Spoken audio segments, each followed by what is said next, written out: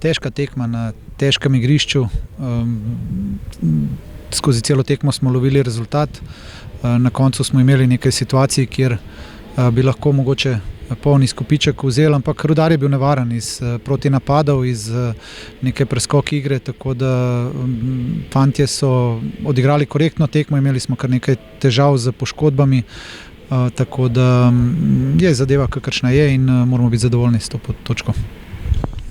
Dušan Rudar je 3-krat povedel, fantje so se 3-krat vrnili nazaj v igro. Želeli smo si tule zmage, dobili smo točko, po pravici pa moramo priznati, da na koncu nismo bili daleč tudi od poraza, tista prečka v zadnjih trenutkih tekme. Zdi se, da so najbolj zadovoljni vendarle gledalci.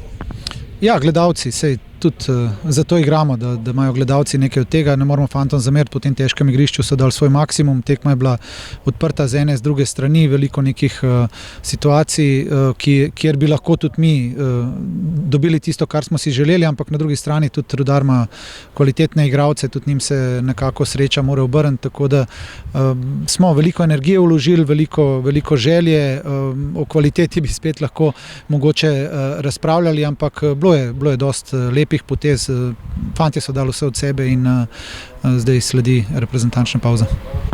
Dušan, omenil ste reprezentančno pavzo, kaj se bo dogajalo v njej v Knežjem mestu? Moramo se prvo prešteti, ker je, da vidimo, kakšna bo škoda, bomo videli, kako bo v naslednjih dneh in nič, resetirati se in se fino pripraviti za zaključek prvenstva.